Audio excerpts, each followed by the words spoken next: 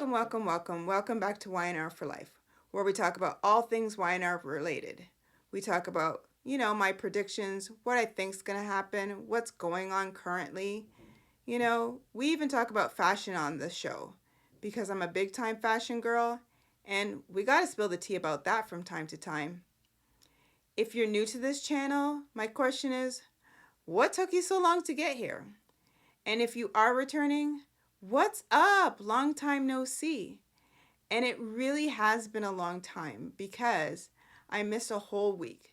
Not because I didn't watch the show, but because life situations happened and you got to take care of home first. That's just how it goes. So hopefully we can get through this and hopefully you've been caught up on what's been going on. My usual disclaimer, if you kind of don't want to know what's going on, you want to get caught up on your own, this might not be what you want to see or hear, but I am so grateful that you are here. And it would be so kind if you do like this type of content, if you could hit that like and subscribe button and smash that bell notification so that you don't miss a single video I post here on Y&R For Life. This past week has been very interesting. Very interesting. There's been Slime and Nate.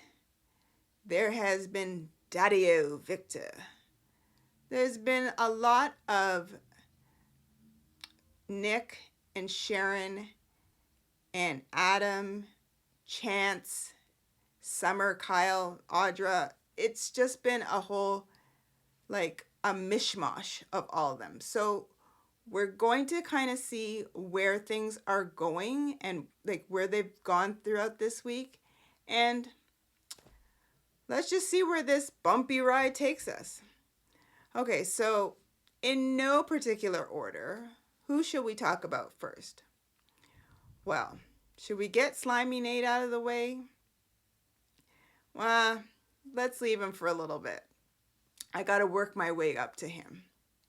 And I feel like he might be kind of laying low a little bit and somebody has crept up in his place.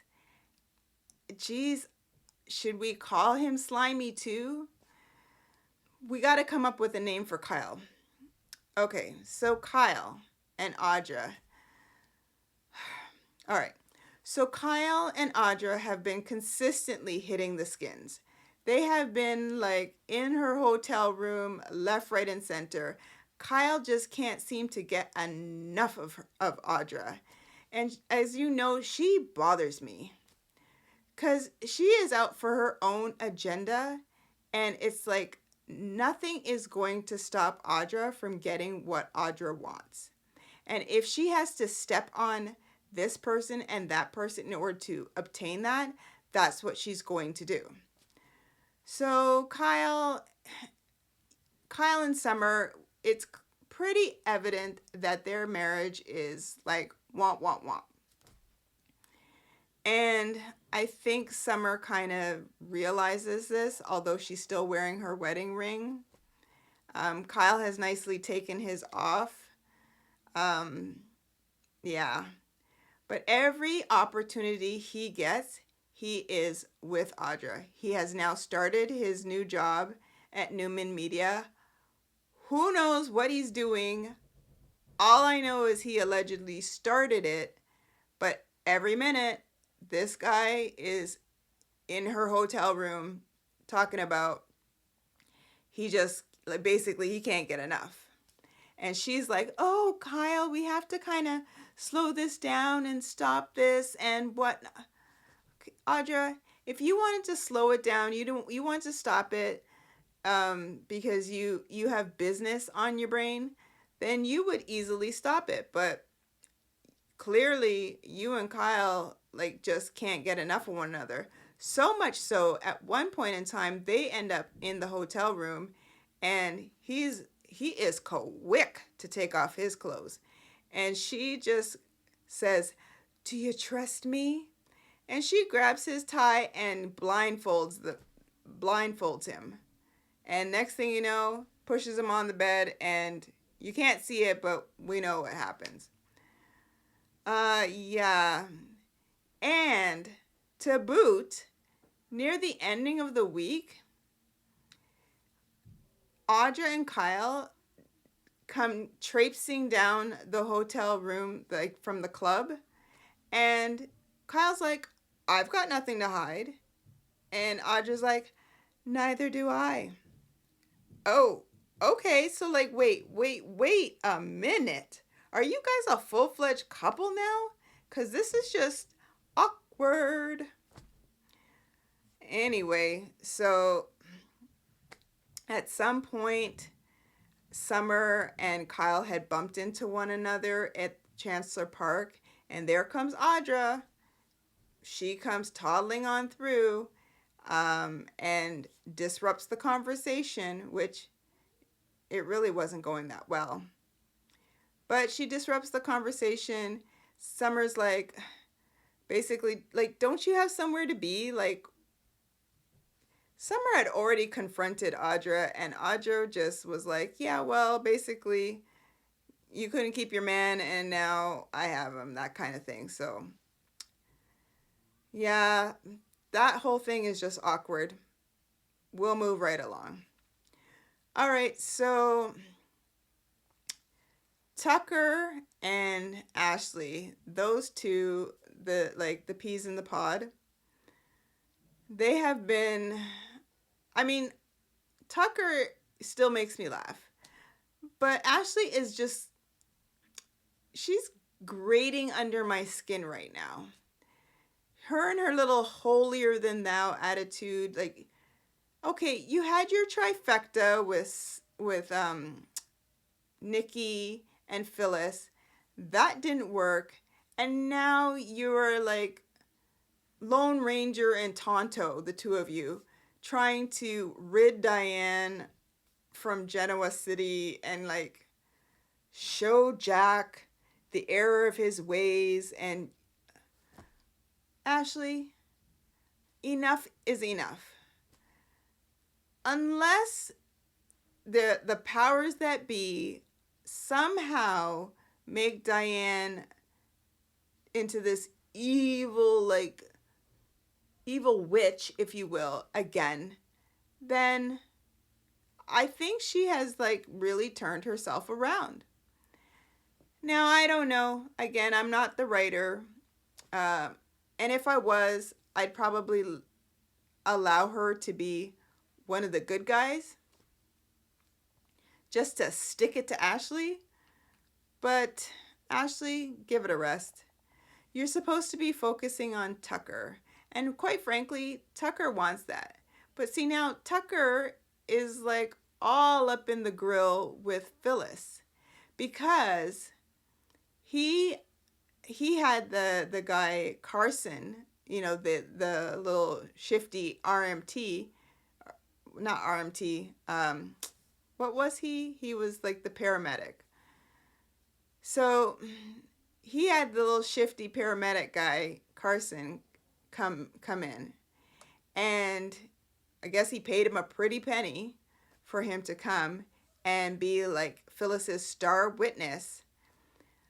But Phyllis had to basically agree to Tucker's terms.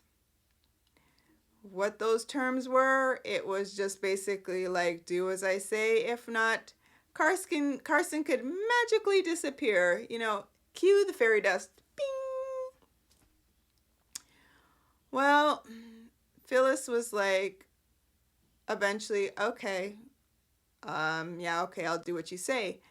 But at some point in time, Phyllis ends up having a conversation with Heather, where she basically was like, she ends up kind of spilling the beans that she's been almost blackmailed, and like she knew that he was coming, and Heather's like, you better tell me everything, like, I'm your lawyer, you better tell me everything. I'm not gonna go in to court and I don't know all this stuff. If not, I can magically disappear too.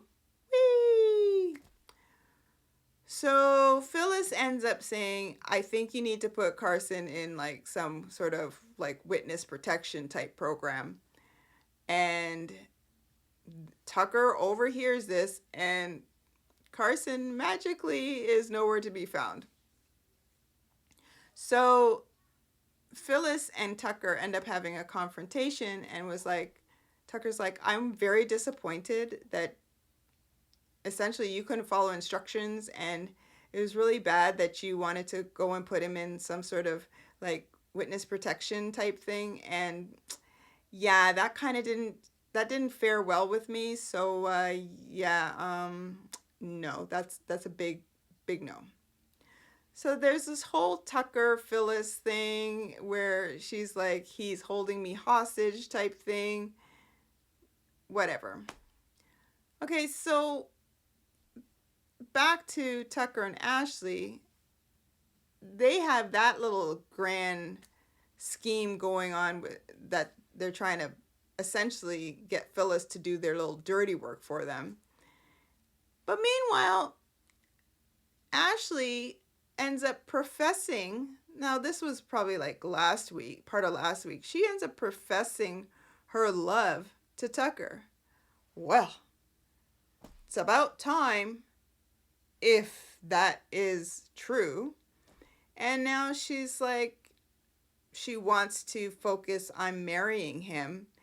And that couldn't have been any sweeter to Tucker. So eventually they end up telling Abby and Devon. Abby ends up saying, okay, you gotta let us host your wedding at the Chancellor Mansion. And Tucker is like, that's great, my mom would have probably loved this, blah, blah, blah. And yeah. But again, this whole time, Tucker and Ashley they are like a little roller coaster. So again, they are trying to get Diane out of Jabot, and it's not happening, even though Diane says she wants to like decline the position.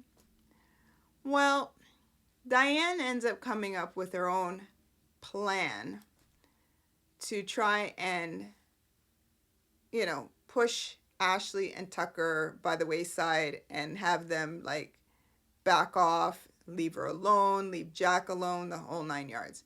And her plan is basically to have Billy be an ally for them. But in doing so, what he needs to do is kind of play off as though he is totally vexed at Jack and Diane, and that Diane is going to bring down the company, and he's afraid of the press, and basically it's like a full-on war. So Billy agrees to this plan, but I dare say that there is a little brouhaha that is going on, because Billy basically tells Jack, yeah, I agree with this.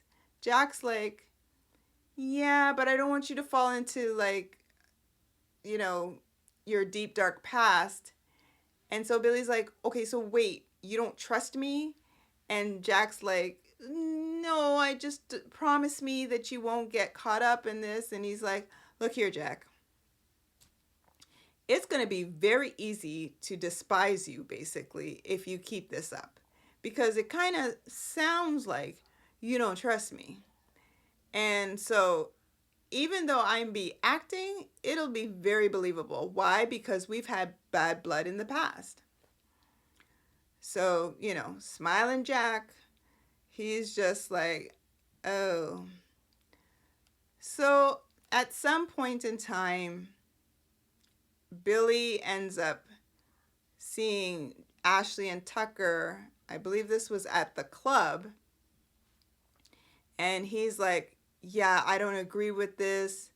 This is ridiculous. Oh, by the way, Diane, sorry, had told Ashley at some point in time that her and Jack were going to be getting married that whatever particular day this week. And she's like, oh, well, that's interesting. A shotgun wedding. Yeah, your final attempt at, kind of getting your clutches into my brother. Anyway, so Billy tells Ashley that and Tucker that he doesn't agree with this and he's not for it. Ashley's like, "Oh my God, thank God you're on our side. I couldn't be any more happy." Blah blah blah. Billy goes to the Abbott estate and kind of warns Jack and Diane that he just saw them. They're coming. No sooner he says that, in pops Ashley and Tucker, and yeah, that was a whole mess. But Billy played his little role, and she's like, well, Ashley's like, finally, at least Billy has seen the light, and he's on our side. So good old Tracy, at some point in time, she comes in and she's like, can we, like, enough of this? This is too much. Well, yeah, that was pretty much that. Segue to Jack and Diane.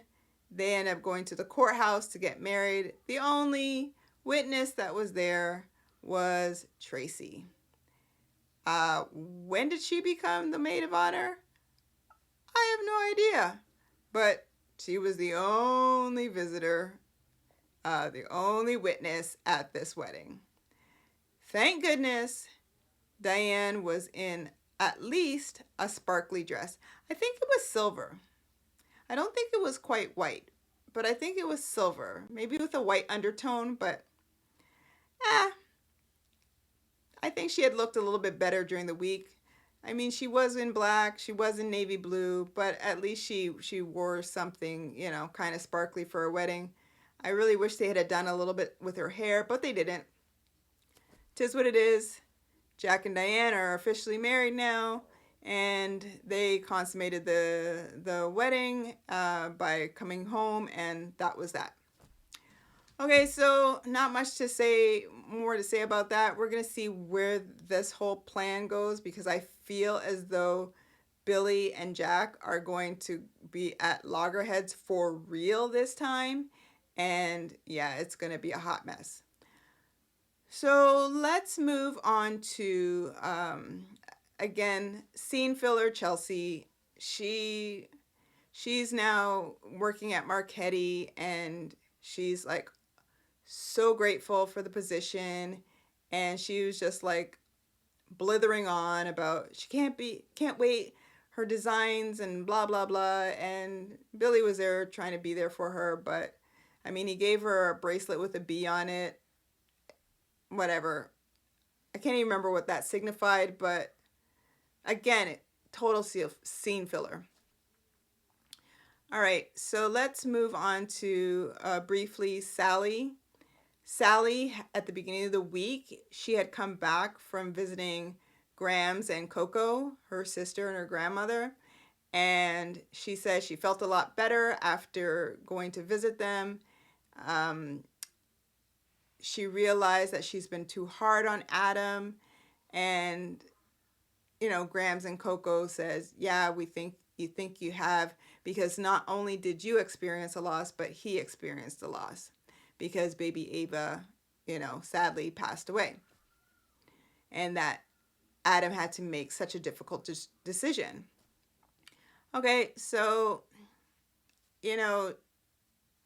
Nick had come, brought her flowers, happy moment, and, she just kind of wanted to get caught up on what was going on. Nick said whatever, and pretty much Sally, she ended up, her and Nick had come down because she said she was hungry and they were going to eat something. Come down from her hotel room in the club. Daddy-O Victor was there, and he kind of flagged them over. So he ends up offering Sally a job and basically says, I want you to do this, head up this division, and just so you know, you can't work anywhere else. Like, you can't do anything for Chancellor Winters, like, nothing. You have to work solely for Newman. So Sally starts, remembering how she had said she'll never have another Newman, like, sign her paychecks. But then I guess reality stepped in and she's like, yeah, wait, I actually have bills to pay. Things to do, and this would be a great opportunity. She ends up asking Nick, how we would feel about her taking the position.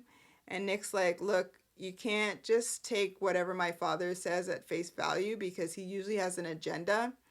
And Sally was like, yeah, but I really want him to like me, even though I'm not his favorite person. And it would be great to just prove myself to him. And yeah. So he's like, well, okay, if that's what you want to do. So we're going to see. I believe she's going to take that because everybody's getting offered positions left, right, and center. And they're taking them. Segue to Phyllis for half a second again. Phyllis ends up getting offered a position at Augustus. I remember the name now. Augustus Kirsten. Weird business name. Like company name, just Augustus. Yeah, it was basically Augustus means like burned. Yeah, just a mess. So Adam had offered her a position as like head of IT. And she was like, yeah, I'm not looking for a job. I don't need a job. And I don't like you. I never will like you. And I don't want a job. Well, it didn't take her but a hot second for her to realize that she has bills to pay. And she's got like lawyer's fees. And even though she's like, well, Michael would have probably given me like the friends and family discount, but Heather don't think she will. And yeah. So she's going to take the job. At some point during the week, Adam basically says, hey, by the way, he tells Nick and Sharon, by the way, I offered Phyllis a job. Nick's like, what? Okay, she hurt my daughter's marriage. Like, are you nuts? Look at what she did to everybody. Like, are you crazy? Well, while they were talking, bring, Phyllis is like, yeah, I'm accepting the job, but you got to do something for me. I'm going to need your help with something. So, dum. That's coming up this coming week. But can we talk about Sharon's outfit for a hot second? Sharon was wearing like green on green, and I loved it. Those pants, I don't know if they were like straight leather, but they look like a butter soft. And I really liked the shade of green. And her tank top or camisole, like, she looked great. So bravo, Sharon, bravo. I really liked that. And there was a moment from last week where it was Heather's purse, like her briefcase type thing. It was like a croc embossed. Man, that thing was on point. I was like, where can I find me that? Anyway, that was pretty much the fashion. So, yeah, there was a funny moment when Nick and Adam were speaking. They were at society at this point because Sharon hadn't come in quite yet, but they were at society. And so Adam tells Nick that Daddy-O, his whole basic deal of the 3-month story, like, that's off the table, and he wants to be like all up in the grill of Augustus, Kirsten. Just again, that name is horrible. And the funny point was how Nick says to Adam, and for the love of God, man, can you change that name? I mean, what are you thinking? Augustus? It means burned. Like, what are you... Oh my God. So, yeah, that was a funny moment. I was like, okay, Nick, you made it funny.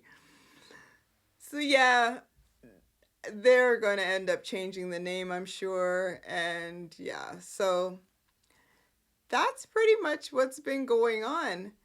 Again, Sharon and Chance, because Chance, does anybody know, does this guy really work? But whatever. The two of them have been in relations together. They've been out to quote unquote supper club, even though they didn't go anywhere different other than, where were they? Society? Yeah, they were at Society, because Sharon ends up saying to Chance, I'm surprised you haven't had everything on the menu, because you're, oh no, I shouldn't have said that. He's like, no, Abby and I are cool, everything like that, even though she's my ex-wife and blah, blah, blah. Like, we're cool. And furthermore, I ordered something different than I haven't had. So, this counts as, a different meal or whatever. So, yeah, Sharon and Chance have hit the skins at least once. I don't think twice, but they've kissed a lot. I still feel as though Summer and Chance may end up with I don't know. Now, do I think that it'll be Chance kind of leading the way on this? No, I feel as though Summer is going to kind of throw herself, since Kyle and Audra are doing their little business. I feel as though Summer may try and, test the waters where Chance, because this guy just keeps popping up where she's around. I'm just saying, I don't know. Do you feel the same way? That's the way I look at it. Yeah, so it's been interesting. Lastly, Sharon had asked Mariah if she ever thought about working with her mother. So now there's this whole dilemma. Is Mariah going to give up her position at Jabot, which, has anybody really seen her working since now baby Aria is around? But what do I know? So she's got to make the decision. Is she going to give up her position at Jabot to work for a company, two companies that are not even remotely flourishing, that they are like, dum dum dum dum dum. Yeah. So it's interesting now that Sharon, Nick, Adam, and Phyllis will more than likely be working together. So this screams Restless Style. And I loved that whole dynamic. I wish they'd bring that building back, but whatever. So it really was an interesting week. So much has happened. Should pan for a very interesting week coming up. So we're going to see where this thing goes. And once again, I thank you so much from the bottom of my heart. If you stay till the end, thank you for your support. Again, I do this for the love of the show. I'm so grateful to be back. Sorry that I missed a week, but as I said, life happens, things happen, and I'm always going to be real. That's who I am. I'm always going to be real, and if there's something that has happened, I gotta say. And if I forgot to mention earlier, it could have been because it wasn't newsworthy, or I just plumb forgot. It is the nature of the beast. But again, I thank you so much for being here, watching Y&R For Life. It's been a pleasure. It's been a blast. I look forward to seeing you on the next video. Once again, if you like this type of content, I'd love for you to like and subscribe and hit that bell notification so that you don't miss a single video that I post here. Take care, guys. See you on the next video.